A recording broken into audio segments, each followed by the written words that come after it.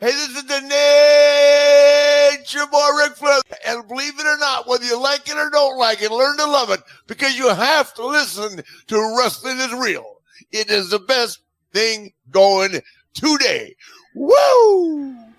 Celebrating 9 years of podcast excellence, the King of Podcasts Radio Network proudly presents the Wrestling is Real podcast, because wrestling needs us.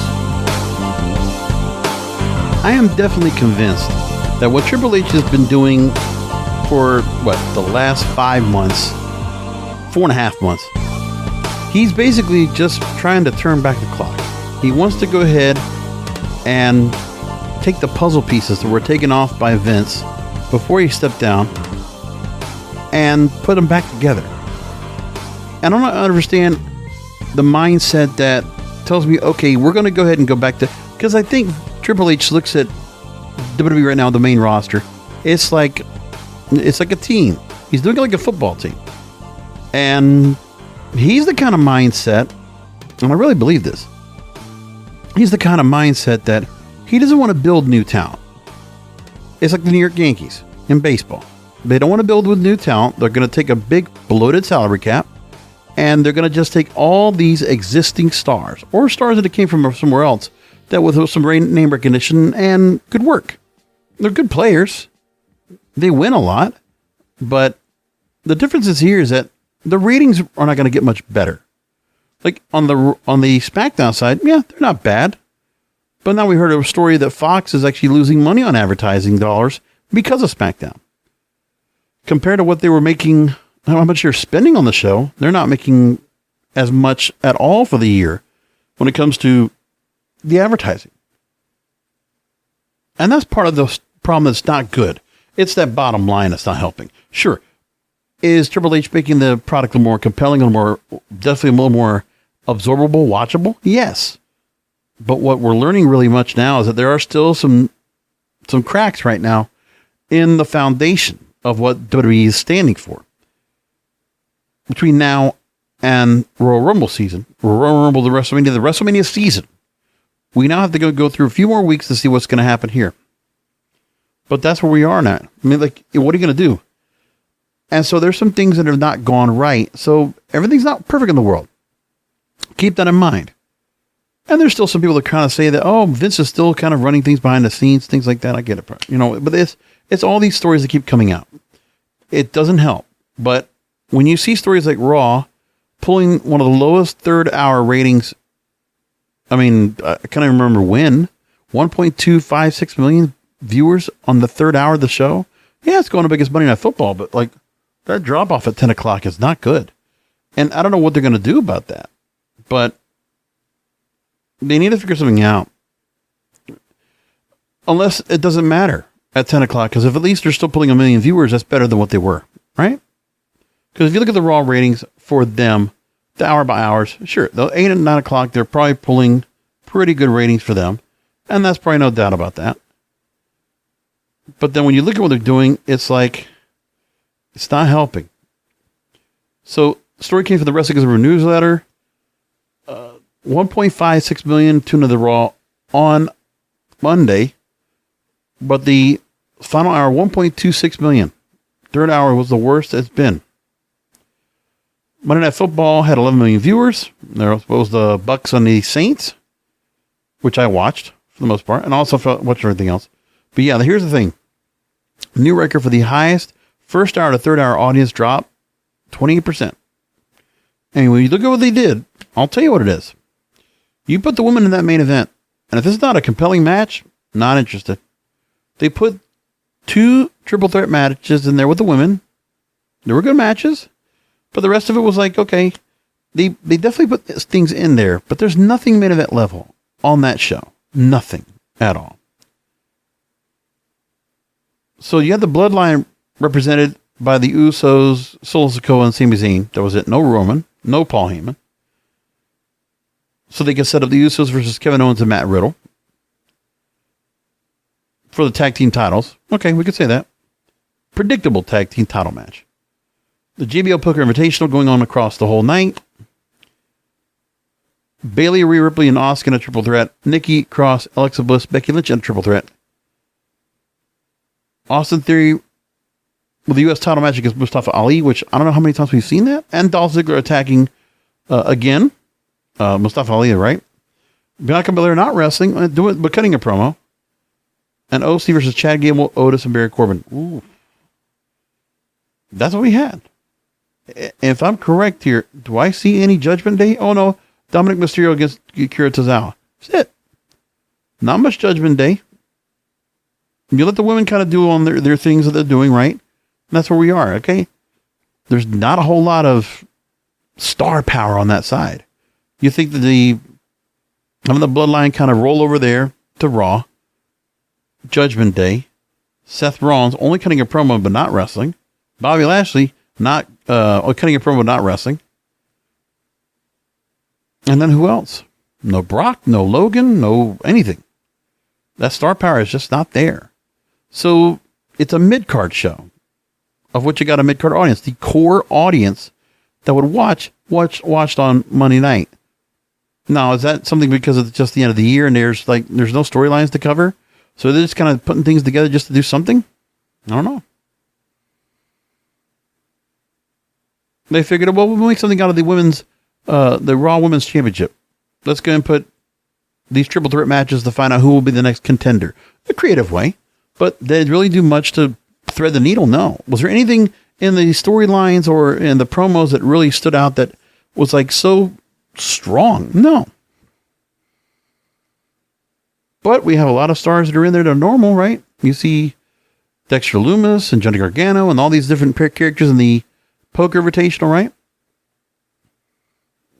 Austin Theory, who was part of that NXT crew back in 2019. That 2019 crew, right? Bianca Belair was there. Rhea Ripley was there. Finn Balor was there. Nikki Cross was there.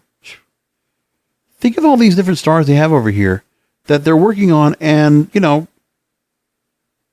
they're basically just kind of working with that roster they have without the Undisputed Era, because in essence, the Undisputed Era, they're not of interest to either company for Adam Cole. Be honest there.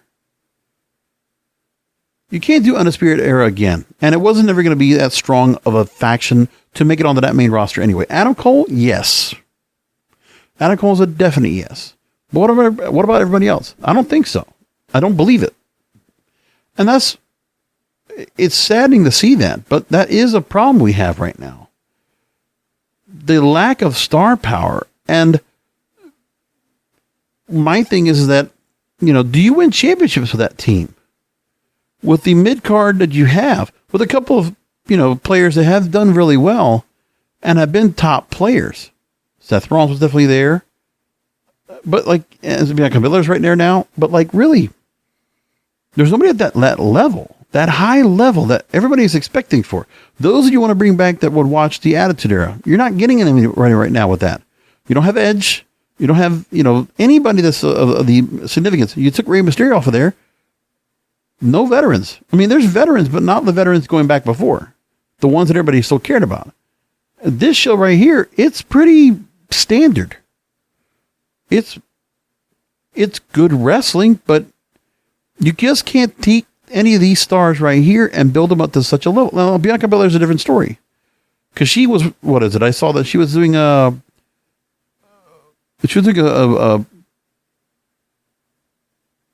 of those Arnold competitions, right? The bodybuilding. And she won. She won some bodybuilding competition. She kicked ass. Good for her. She's multifaceted. And I'm sure there's going to be a lot more things for Bianca Belair down the line. I can see Hollywood knocking on her door too. But until you have this, what else do you have? Nothing. But that's the Raw side. On the SmackDown side, you look at what they're doing and you put Sami Zayn up in the front because the Bloodline is such a hot thing right now. Sami Zayn is such a focus. Like, he's a great tertiary part of the whole storyline.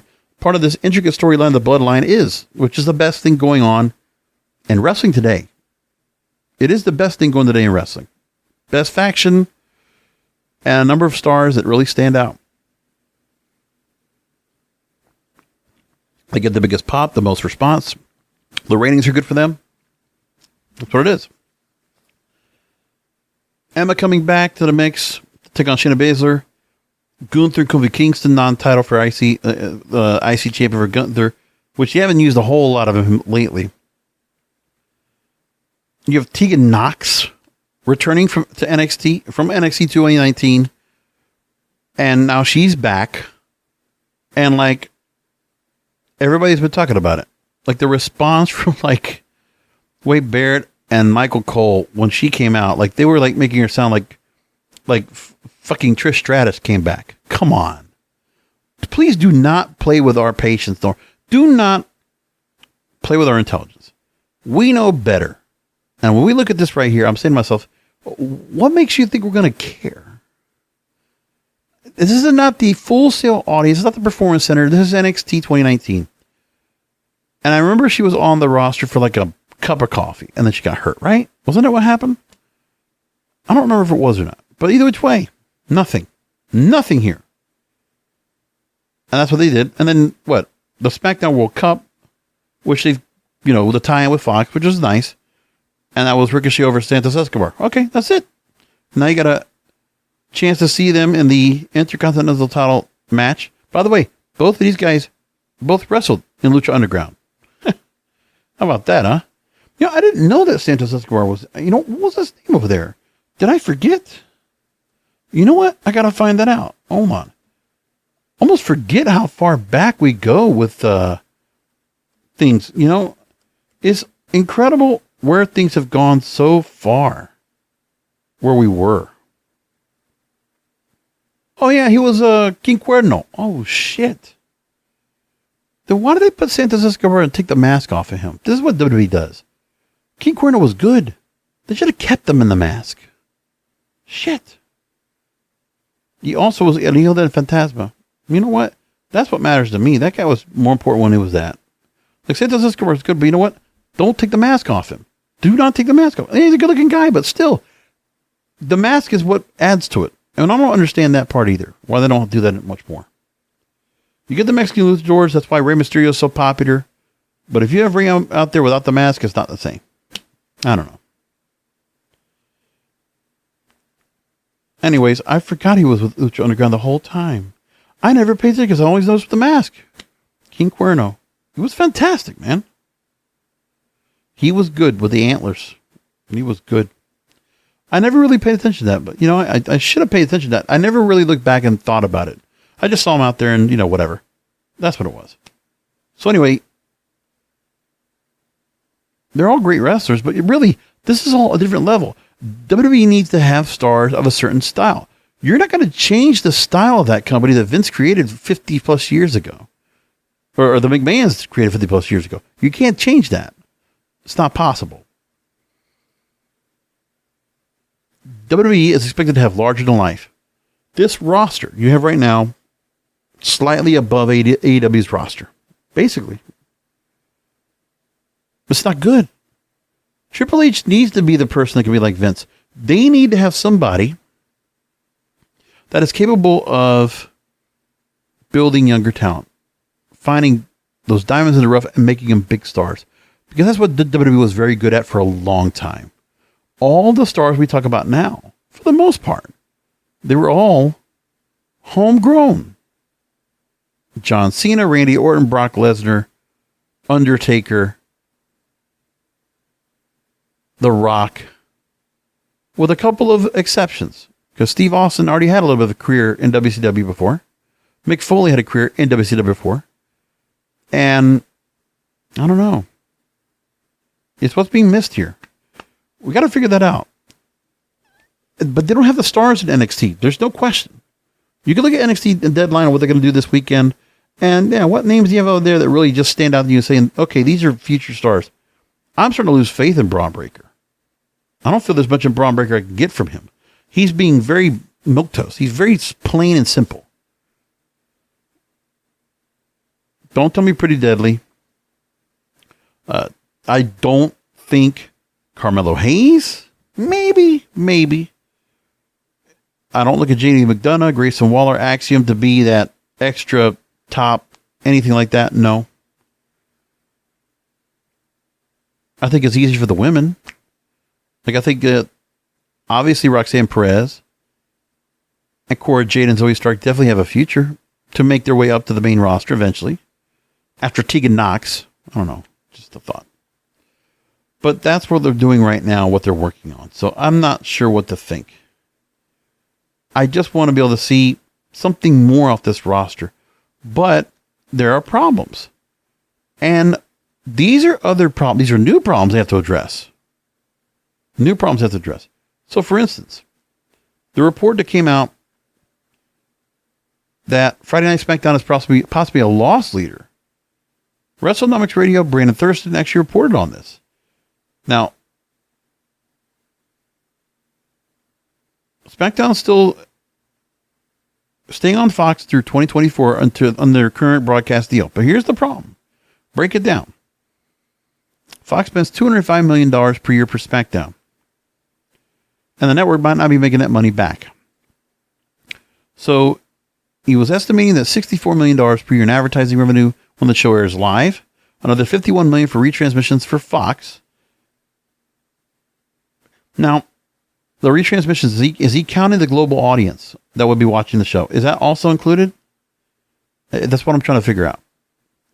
And then he looked at, on sources of Morgan Stanley, who revealed the an ad during SmackDown cost about $27,000. But the fact that we're seeing this, SmackDown still predicted to be getting a rights fee increase in 2024. And WWE is confident of that. So I'm saying to myself, Brandon Thurston might be on to something. And I think that would be a concern because that story got out there. It's gotten picked up a little bit. But Brandon Thurston usually, he's good in his calculations. WrestleNomics is a good show, by the way. I do like what they do. I do like what he does. If I catch it on Sunday mornings, I would catch it. But lately, it's been tough to catch. Now, other than that, there's this whole explanation, the whole deal with William Regal, or Lord Steven Regal, I like to call him.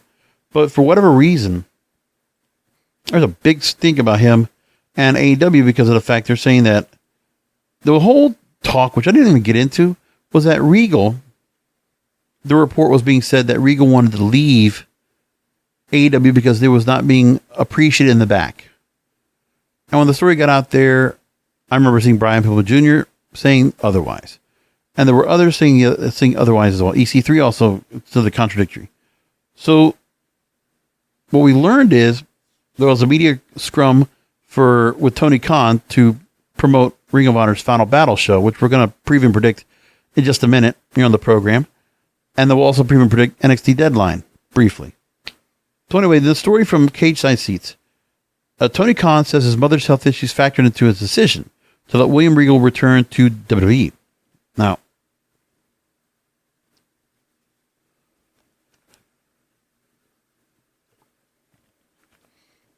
as we know in the storyline, Regal turned on the Blackpool Combat Club at Full Gear, helped MJF win the AEW World title from Jon Moxley. And Bryan Danielson convinced Jon Moxley not to seek revenge against Regal. MJF turned the old villain himself with a blindside attack, leading to a stretcher job. And then, tonight on the program, Regal gave an explanation as to why he did what he did with MJF against the Blackpool Combat Club's best wishes. And basically kind of a write-off of the storyline where Regal can then be opened up to go back to WWE, most likely in the start of the year. So Tony Khan reported that there was reportedly he had signed a 3-year deal with the company. And Tony Khan confirmed on the call that Regal will be done with AEW at the end of the year. The decision to let Regal out of his contract with a personal situation is that Tony Khan's mother suffered a stroke in between All Out and Grand Slam, had another one in October. And the first he heard about Regal's desire to return came at the time around the second stroke on his 40th birthday. On his 40th birthday, Tony Khan's. And by the way, we wish, if possible, speedy recovery for his mom. We hope, best wishes and prayers for her. And that hopefully, she can come out of the hospital and things will be better some way, somehow. Now, Tony Khan reports that he got a call from Regal, who approached Megan Parekh, the chief legal officer at AEW, talking about how he has a son who is Charlie Dempsey, who he saw on NXT this week, working in the company. He really wanted us at the end of the year, when we had the option to renew his contract, asking if he would nothing bad. Said, we're having a great time working together. This is an opportunity for him to go back and work in these golden years of his career with his son and do things that he likes to do. Now, I'll tell you what, Charlie Dempsey, if you can work with him, he's got an upside wherever he goes. If William Regal's going to be able to go and work with him and continue to mentor his son and build him up, Charlie Dempsey's got something. I don't like the name, but I think the kid's got something there. He is pretty good, very good wrestler, good old fashioned style. He's good. Let's hopefully see what happens. And so Regal met with him at the Mayo Clinic in Jacksonville, where his mom, or Tony Khan's mom, was at the hospital, and made the good intentions for why he wanted to go back. Made a lot of sense to Tony why he would want to work for his son and be with his son. And so they all talked, and Tony Khan would also say that for Lord Regal, I'm wishing him the best. I know he knows I wish him the best. We've had conversations even this week, and he's even grateful for what I did, and I know he enjoyed his time here. I enjoyed the time with him. It's hard to see him go, and it was a challenge to make it compelling. He's not gone yet. Well, it was good. Billy Matthews is his son, by the way. And, yeah, it all makes sense. So, I want to see how it works out. And see what happens with the setup of Regal going back. I mean, you can't put him in NXT, but if you want to make him a general manager once again on Raw or SmackDown, I guess that's what he's going to do. He'll be an authority figure once again. That's probably what they're going to do with him anyway. Because I think they still need to use him on camera. And obviously Triple H loves William Regal on camera. That's why he was out there for so much. So they're going to have to bring him out there again. It's 2019 NXT all over again. That's the whole point. Now, don't get me wrong. William Regal working with them again, yeah, works great. But for the time that William Regal spent, or Lord Steven Regal spent in AEW, he left a longing effect. Hey, he's responsible, just like CM Punk is somewhat responsible for the rise of Maxwell Jacob Friedman, which, by the way, him and Ricky Starks, I mean, a clash of promos together tonight. Excellent work. MJF is just sharp. He is Ric Flair of this age. I am not even flinching when I say that. Wholeheartedly. He is our modern day Ric Flair. And as you know, if you ever had to ask me in the almost 10 years, because next week I celebrate the 10th anniversary of the Wrestling Goes podcast. I will celebrate that next week. I've already reached out to Jeremy and to Mark. If they want to go ahead and spend a little time with me on the show, I've offered. I made an invitation 1 week ahead. And I'll tell you, when I look at the last 10 years of the stars that really stood out to me, that really made a big difference to me when it comes to what to watch, I'm telling you now, Maxwell Jacob Friedman, he is our Ric Flair. He's got it. The Triple B, he's talking the talk. He gets it. It's just old-fashioned. Like, he's just a classic heel of the sense. He gives me the vibes of not just Ric Flair. He gives me Nick Bockwinkel. He kind of gives me Larry Zbyszko. He gives me a bit of Roddy Piper. It's those four for me. That's pretty good. Those are all wrestlers I love. They were great. So don't get me wrong. But that's where we were at. And then Ricky Starks stood up head to head with MJF. And that's what you need to do. Anybody that's going to get a feud or any kind of a chance to go up against MJF, Brian Pillman might not have done it so well. And I understand why. And Brian Pillman does not have that promo ability. He's going to have it in time. I really do. But when I look here, and Ricky Starks was a good talker. Like, he was good over at NWA, man. Come on. And then we look on over here, they're doing a good job of getting Ricky Starks very much placed here, man. He's got a great look. He's a great wrestler out there. Just got a good attitude, man. He's good. The stroke daddy. You know, the absolute Ricky Starks. That guy is good. The whole team tasking. Good stuff. So Ricky Starks right now, you know, he's kind of got that rise where Sammy Guevara's been for a while. He's around that spot. I wonder if they decide to let him win the Dynamite Diamond Ring in that match. Because again, MJF already has a Triple B. Does he need the DDR? No. Maybe Ricky Starks will grab the ring. And that'll be a good token of success for him. And eventually maybe he'll get another chance at a TNT title or something else down the line. But that'll be good to see him get that. That'll be important. Now, the other thing that was all in contention this week was Ronda Rousey. And look, I brought it up briefly last week because everybody else wanted to talk about it. But I'll tell you, man, people want to go and attack Ronda Rousey. And you know, Ronda Rousey decided to go ahead and speak out on it. I'm glad she did. Very important. So let's talk about Ronda. Here's what happened.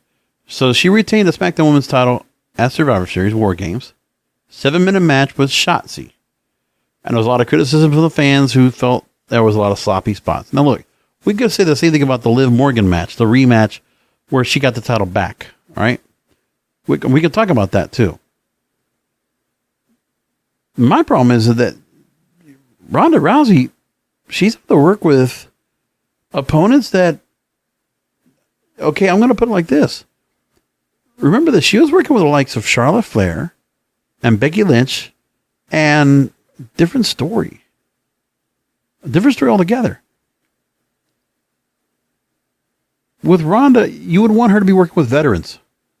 She's working with Natalya. I mean, just when you see all of that.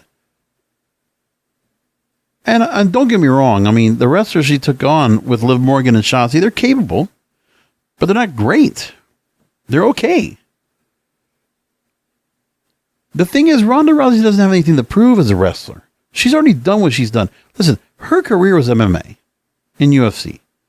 The fact that she's here, she's not going to make her career any bigger than it was, okay? The prime of her career was in UFC. And then she's here. Now, she might not be as relevant or as hot as she was when she first came in because she's very much been normalized now in that company because that's just the way that company does things, right? And so Ronda Rousey's here. And yeah, when she got the belt back and took time off, that loss of momentum didn't help much. But really, I mean, everything would just happen. Then she comes back and, you know, we're just kind of there. She hasn't really done much on this run coming back. When she came back from her pregnancy, yeah, she's different now. She's not the same Ronda as before. She can still wrestle. It's just that I don't think you need to put, this is where at the level for her, you need to treat her where she's not having to go in, like, I know she's trying to mean well by trying to work with some of the younger talent, because obviously I think there was a talk that her and Liv Morgan, that Ronda Rousey wanted to work with Liv Morgan. And I don't look at Ronda Rousey as one of the people that's on here that's been doing wrestling long enough for her to say, okay, you know what? I'm going to help the younger kids out. I don't think she has that. I never looked at her as that. Use her as a star she is. And she is not, as we've learned so far, she's not capable of making certain wrestlers into stars. Not like that, no. But I also think it's depending on who you have her up against. Like I'll tell you, what they're doing right now with her and Shayna Baszler, that's working. Remember, the match is not great, but I think Shayna and Ronda will definitely have to split, and then Shayna and Ronda will have to face each other. So if we're trying to get to that point, and Shayna Baszler we're trying to build to be a big badass that's going to go up against Ronda, yes. And there's a lot of things you can do with those two. You can have the fight pit. You can have, you know, various matches that are pretty strong, and that would work, like submission match, whatever you want. That would actually work. So anyway, let's go ahead and go into what Ronda says. Now, she was speaking on a gaming stream on YouTube, and she joked about the DDT spot to the outside that was criticized. She explained that they couldn't practice the spot because the War Games cages were up when they had time to go over it. She noted that she had never done the move before and revealed that they worked on the match for 2 weeks. Their time was cut short after AJ Styles and Finn Balor went overtime. Yeah, that match went long. And so she says, quote, "It's the first time I ever did it," she says. "I was really concerned with keeping Shotzi safe and made it look bad. And you know what? I'm sorry, okay? Fucking shoot me. Apparently, I deserve to be fired or burned." It reminds me of Monty Python and the Holy Grail when they're like, burn her. There weren't calls to fire anybody when Madcap Moss and Biggie were spiked in their heads. And they were like, burn her anyway. I'm so sorry that I was so concerned with keeping someone else safe that I made the bump look bad. Then she says, but what really bummed me out is what my favorite thing in matches is when it's turning a hostile crowd. And we're in Boston, so of course they're hostile because, you know, they're angry at the fact that they live there.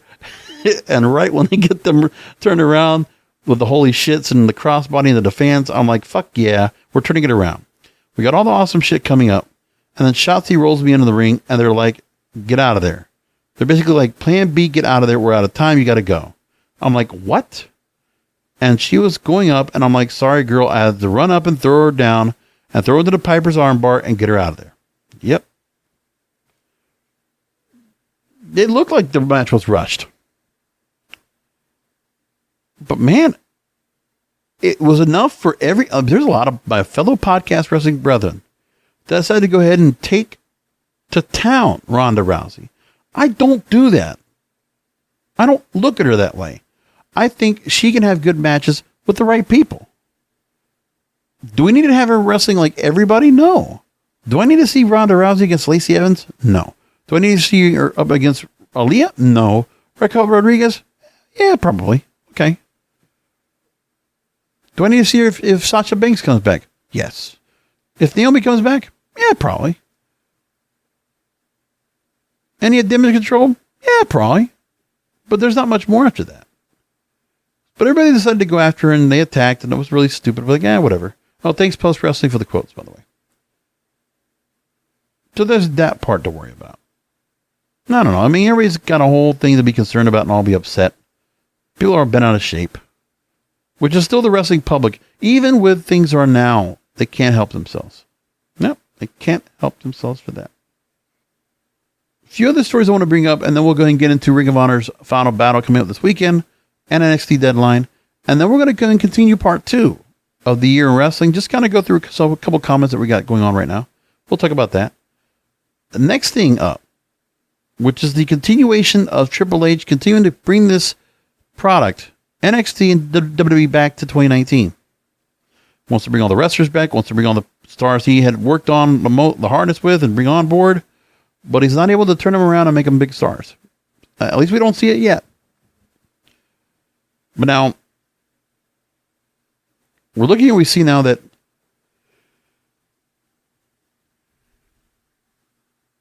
the NXT TakeOver events are going back on the road. Oh boy. WrestleVotes reported that the Vengeance Day Premium Live event will take place in Charlotte, North Carolina. And that'll be on February 4th. So there's no word on which venue they'll be using, but it'll likely be a smaller venue because Shawn Michaels said in October there were no immediate plans to run the large buildings because they were running a few years ago for takeover shows. And Michaels talked to the MMA Hour in Hawaii, and he says that at the forefront are more focus on developing the young men and women that we have passed through here, getting them prepared for the main roster. So you got that, and I'm like, I don't want to see if those shows do not sell well, and they're going in like to the AEW size, like college arenas, and they're not able to sell those out. Like, are we going to get enough of a crowd for the NXT shows to go watch Grayson Waller and Toxic Attraction and Braun Breaker and, you know, Chase University and all that stuff, and Joe Gacy? Do we want to see? Are there going to be enough people that are going to come out to go watch that? Pretty Deadly? Really? I don't know. There's that part that's coming up. And then the next thing we got is an interesting story, which I don't know if anybody else has talked about yet, but this caught my eye. This is from BoxingScene.com. This interests me. I'm curious what they're going to do here.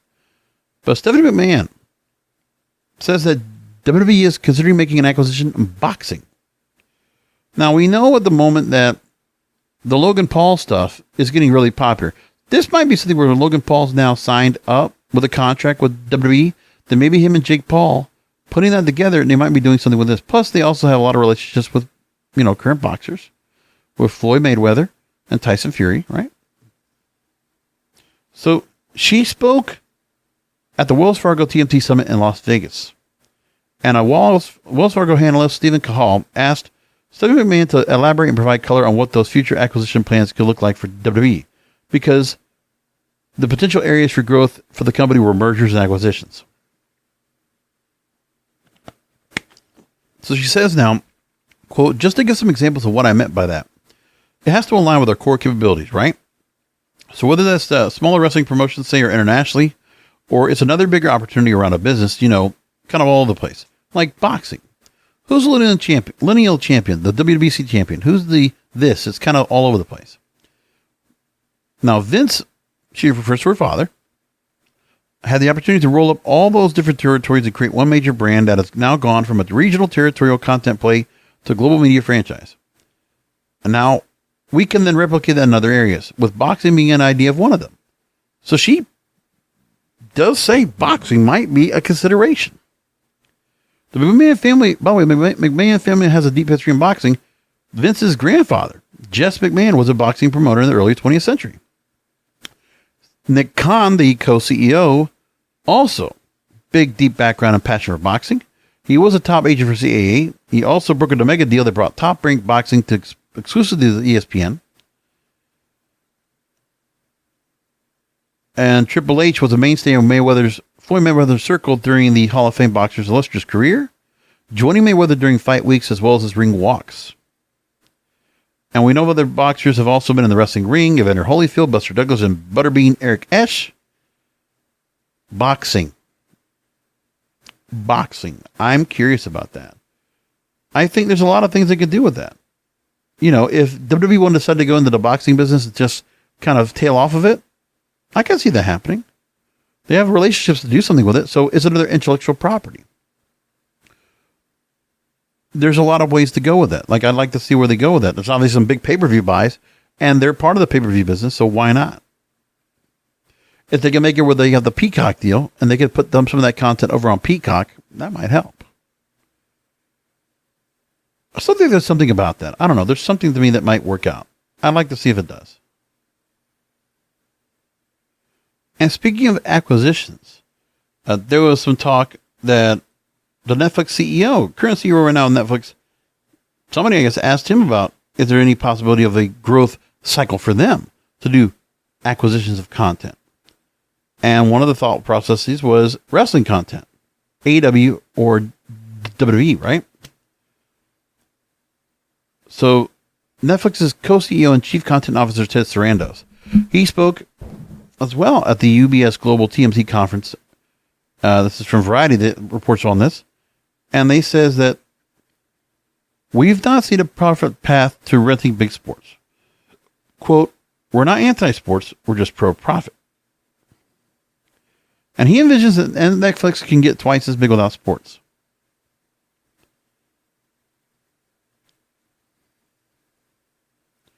So that's an interesting thought that was being put right there. I just thought that was kind of interesting anyway. Good thing to bring up. Hey, you never know, man. You never know what could happen here with the content deals. But you know what? Somebody asked them. We still have to consider that next year we're going to probably start hearing negotiations for the next contract for Raw and SmackDown coming up. And in that case, what's going to help out WWE is they need to have somebody else that's interested in also acquiring. So another company, another big media conglomerate needs to come in and say, hey, you know what? We might need their property. We'll bid for them. They need another bidder. So then both companies can outbid each other. And I think sometimes companies will do that. They'll be coming in and say, they'll kind of bluff. We're interested. We'll put a bid in. Won't be enough, but it'll make sure that NBC Universal pays more for what they're getting.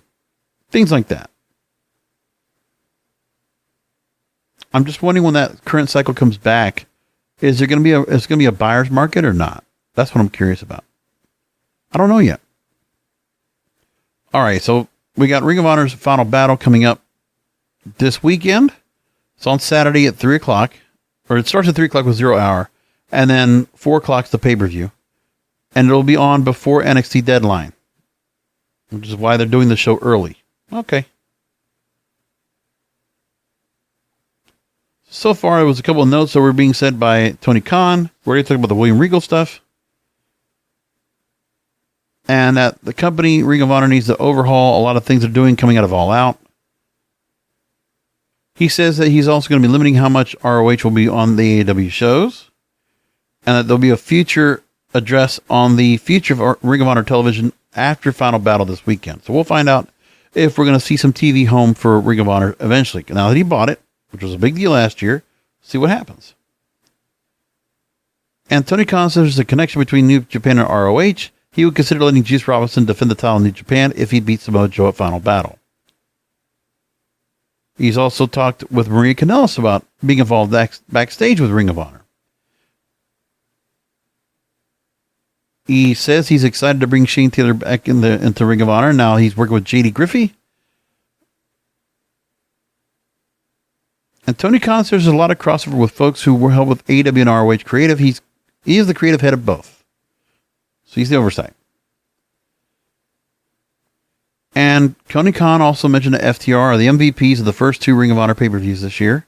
He wants to see where they end up coming out of tonight ahead of any Final Battle developments. Well, they already made mention of that FTR will take on the Briscoes in their 3rd match, and it's a dog collar match. Double dog collar match. Interesting.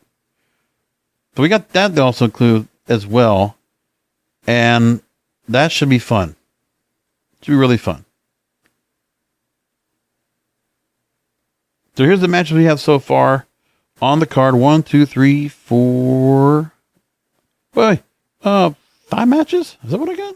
I think so. So what we got so far is this. A lot of world title matches on the line. For the World Tag Team titles, FTR versus Briscoe Brothers in a double dog collar match. I will take... Oh boy, man. I'll take the Briscoes when it comes to that. Ring of Honor World Television Championship. We have a number of people. Oh, actually, we have one other tag team match. Shane Taylor and JD Griffey versus Swerve in Our Glory. And I will take Swerve in Our Glory with the win. The World TV title, Samoa Joe against Juice Robinson. I will take Joe. Daniel Wheeler versus Wheeler Yuta for the Daniel Garcia versus Wheeler Yuta rematch for the Pure Championship, and I'll take Daniel Garcia to hold. And Chris Jericho versus Claudio Castagnoli. Ooh, I will take Jericho on the win as well. And Castagnoli will join the Jericho Appreciation Society. I think that will happen. Yep. As for NXT Deadline, Bron Breakker versus Apollo Crews for the NXT title. I will take Bron Breakker. Pretty Deadly versus the New Day. I will take the New Day for the... I'll take Pretty Deadly to retain. The Men's Iron Survivor Challenge. Carmelo Hayes, Joe Gacy, Jada McDonough, Grayson Waller, and Axiom. I will take Carmelo Hayes. Iron Survivor Challenge, Kiana James, Roxanne Perez, Cora Jade, Zoe Stark, Indy Hartwell. I will take Roxanne Perez. If they're smart enough, they're going to push that young lady because she needs to be pushed. Just saying. Alba Fire versus Ala Dawn. I will take Alba Fire. That's all that's that. So now that we have that all carried away and squared off, we're going to go ahead and go into part 2 and just kind of do a quick run through and what I like to do every year on the program. Do a little recap of the year of wrestling in 2022 and just go back and see what's going on that, I can kind of recall when we go back to what the previous episodes were back before and just look back and just notice like how much things have changed, right? That's what I like to look at. It's always interesting. So we go into March. And in March, we had the deal where AEW was acquiring Ring of Honor, Tony Khan. And that all coming to a head. Crazy, right? So I remember seeing that part. I'm saying, like, wow, that was such a time when you go back and look. And I go back and I say, okay, that switch was made. And everyone's wondering, because remember Ring of Honor had closed down. Sinclair Broadcasting was looking for a buyer. And of course, it was being sold so cheap. And Tony Khan, hey, what else can you do? Take the Ring of Honor brand. So he bought it in March. decided to go ahead and run Supercard of Honor as planned. And I just wonder what was going to do for the whole world of wrestling after that. But it was such a great thing to have happen. And I'll tell you, go back and look what AEW Revolution was going on there, and what a night. They had some really great matches on there. Hangman Adam Page against Adam Cole for the world title. Britt Baker Thunder Rosa for the women's title. Face of the Revolution with Keith Lee, Wardlow, Powerhouse Hobbs, Ricky Starks, and Orange Cassidy. Man, there were some matches on there. Jurassic Express against Red Dragon against Young Bucks, and Bryan Danielson versus Jon Moxley. Some good stuff in those days. Wow. Good stuff. Let's go back to then. Then we move along, and then we talked about AEW Revolution, and then I went on and talked about how there were the matches being set up for WrestleMania. That Logan Paul, Johnny Knoxville, Pat McAfee, along with Brock Lesnar, Ronda Rousey, and Hall of Famers like Edge and Stone Cold Steve Austin would help make WrestleMania sell out the 2-night show, which they didn't fully sell out, but they got, 75,000 for, 70,000 for both nights? Well, pretty close. Not bad. It's respectable. And then we remember that March 17th, we talked about Scott Hall. Man, that sucks. 63 years old. It wasn't that long ago, but yeah. He had a rough life, we know. It was unfortunate, but that was one of those times where we looked at it, and I kind of felt like AEW was really running some good things at that point. Things were doing really good. So it was really kind of like a shift to change in how people were looking at it, because the momentum was really going on with AEW, making its way closer to WWE. At that time, I really felt like it was. We'll see CM Punk and MJF with their storyline going on, and which is a lot there.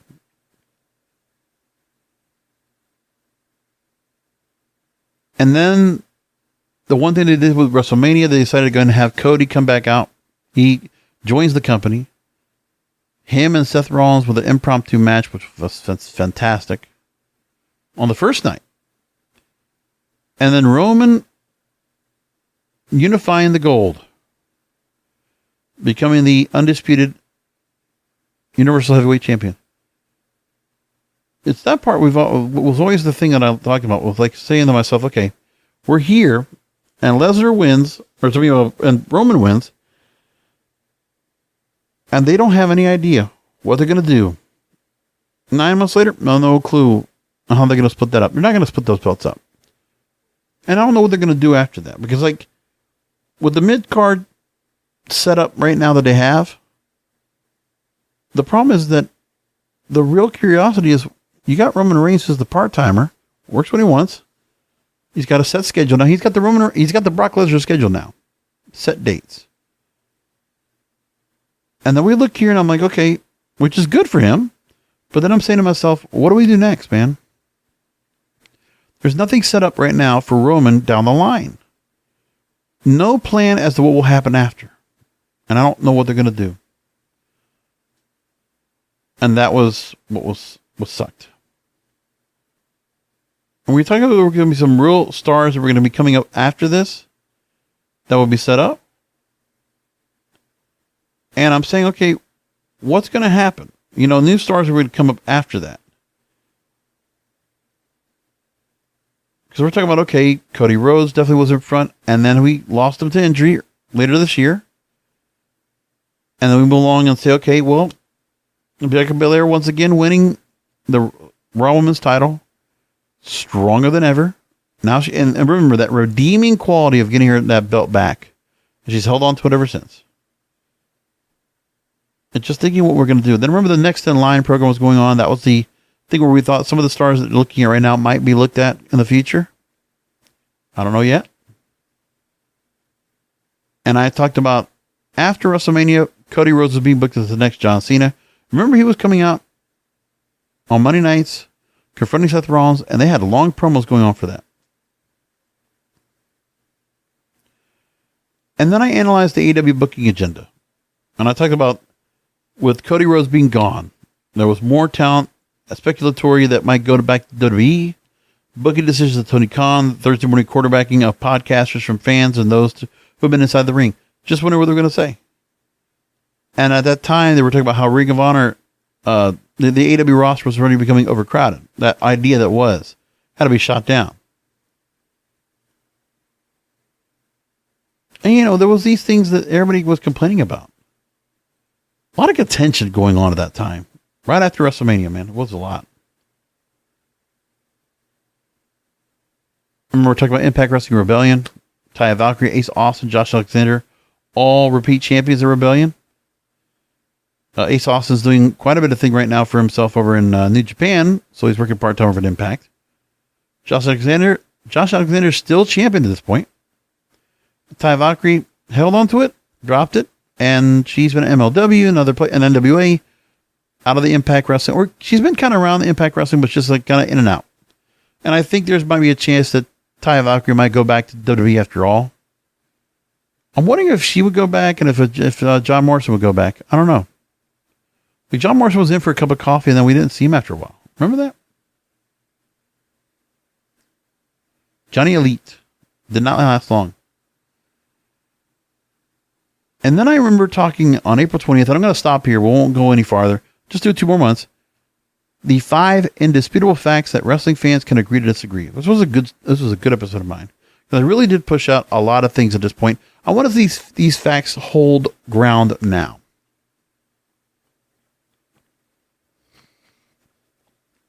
This is what was happening back at the end of April this year. Episode 688. Number 1, WWE is finally booking talent with the help of veterans being repackaged as advocates or as enhancement opponents for up-and-coming stars. It sinks into their plan of building out more stadium shows in the future. Okay, have they done that still? I mean, yeah. Like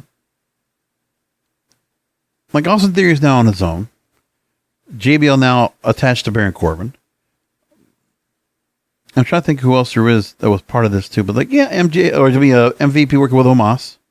So they're doing some of that stuff still, more or less. NXT has successfully replaced the black and gold with new stars and no Triple H. All about appeal. That's how they did it. Attractiveness, athleticism, ambition. Yeah, good-looking athletes. Creating new characters out of them. And then they shut that down more or less. Like, they still got some stars that are like in there and are like trying to do something with, but, you know, then when Triple H and Shawn Michaels got him back into play, made some changes around. Okay. And then I remember AEW, I said, is the promotion building the most new stars. It was MJF, Darby Allin, Sammy, Guevara, Wheeler Yuta, Wardlow, Jungle Boy. I include Ricky Starks down in that category. I said at number 4, Impact is no longer a promotion to sleep on. Forget the Dixie, Bischoff, Hogan, Russo era of the TNA past. Josh Alexander, Honor No More, major players, knockouts, etc. Better system for live events, less campiness. And I think it did happen to a point. I think the Honor No More storyline dragged, and it was done. The Violent by Design storyline has changed now. Eric Young killed in storyline, and most likely Eric Young is going back to WWE, which continues my point that they're going back to 2019 again. Imagine Killian Day will be called back over, and we're going to get Sanity once again. Something like that. I won't be surprised. And then the Forbidden Door. Number 5. Is Tony Khan restoring the G1 Supercard concept of a Ring of Honor, only applying to international talent or American stars working for those promotions from now on. I like all of it. It was good. And maybe we get something more out of that we can... I don't know if they can do Forbidden Door next year. I guess they will, but I wonder where the New Japan relationship is, because we haven't seen much New Japan talent come across. Like, we still see Shinsuke Takeshita still coming back over. We still see the Pitbull Tomohiro Ishii going up for the Ring of Honor World title against Chris Jericho. So there's the random stars that come back over, which is nice. I don't know if that's going to come back or how they're going to bring it out together, but like, this is where Tony Khan has to figure out, okay, his New Japan relationship, his Ring of Honor deal, like kind of just splitting it all up. Because the thing is, next year, I think what we have to focus on the fact is that Tony Khan's going to get this deal somewhere. He's going to separate Ring of Honor and AEW and make them stand alone.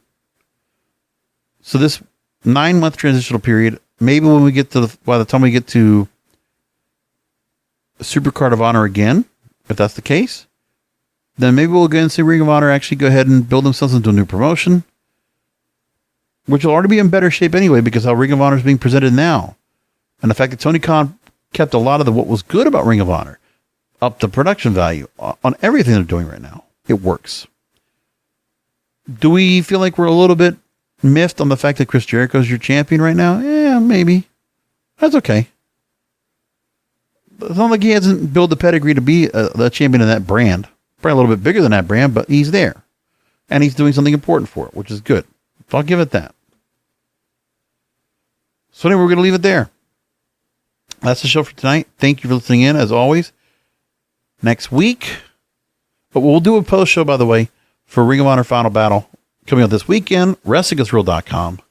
And most importantly, next Wednesday, I will be celebrating the 10th anniversary of this program. Officially, it's December 18th, 2012, but since it's going to fall on that week, I'm going to go ahead and celebrate it next week on the program. So, roughly officially, the December 15th episode will be marking the 10th anniversary of the show. And I'm still amazed that I've been sitting at this. Well, I have had different chairs. I did have a different chair before I was here. I had a Lazy Boy here, and then I switched to another accent chair that was here for a couple of years, and I dropped that. And I'm in a Lazy Boy right now for the last 4 or 5 years. And I think to myself, man, I've sat here with some kind of form of having the microphone in front of me. I've changed microphones 4 times, I think, or 5. And it's been fun, man. It's been really fun. I hope that Jeremy and Mike and Mark can join me. It would be nice to see that if I can do that. And for any of you that want to go and leave any messages at all, you want to make any comments about the 10th anniversary coming up next week, I would love to hear from you. If you want to send me any kind of audio comments or any kind of comments you want to leave, if you want to do that, please reach out to me, kingofpodcasts@yahoo.com. kingofpodcasts@yahoo.com. If you want to make any comments, if you've been listening to the show for any period of time and you enjoyed it, maybe you're not one of the Ice Main 23s of the world or the Ghost Nobles out there. I don't expect you to. But we had a lot of long-time listeners on the show. And I've enjoyed doing this. This is not getting old for me. I still enjoy it. I look forward to it. It's my every Wednesday night. First it was Tuesday nights, because it was things how they were set up before, where it was Tuesday night was usually the night I did it, and then I switched to Wednesday because it's Dynamite. It was how it worked, and I like it this way. I like it much better. And because of this, I also decided to expand to other shows that I do now. I've had the Broadcasters Podcast on now since 2018. So I'll be starting the 5th year of the program in January. And then I have the Praise and Debaucherous show, which was originally when I'm not podcasting. I've held down on to that for a couple of years, but the Praise and Debaucherous has been now for 7 months. It's rocking and rolling. I'm enjoying it. And then I got all the other stuff I kind of work on my full time, but podcasting doesn't get old to me, man. Old king of podcasts? No, I'm still going, man. Oof. Right now in the middle of my 18th year of doing this. 18 years of podcasting. I never thought this was going to be such a career, but it's still rated to me at the end of the day. That's what it comes down to. And as I always say to myself, the hustle never stops. 4814. That's the show for tonight. Next week, we celebrate 10 years. I'll be back again, of course, for a post show here. WrestlingIsReal.com. And I've always been happy I kept the right kind of cliche, because at the time the Dixie Carter, Ethan Carter III storyline was going on back in the day, and I had, of course I copied from there. Come back for the Wrestling is Real podcast, because wrestling needs us. Thank you for listening to the Wrestling is Real podcast. You can find all previous episodes at WrestlingIsReal.com. or subscribe to the show on all major podcast outlets, including Apple, Amazon, Google, Spotify, and iHeartRadio. Follow the King of Podcasts on Twitter, Facebook, and Instagram at King of Podcasts. And search King of Podcasts on YouTube or type youtube.com/JBRASCO951. This has been a presentation of the King of Podcasts Radio Network.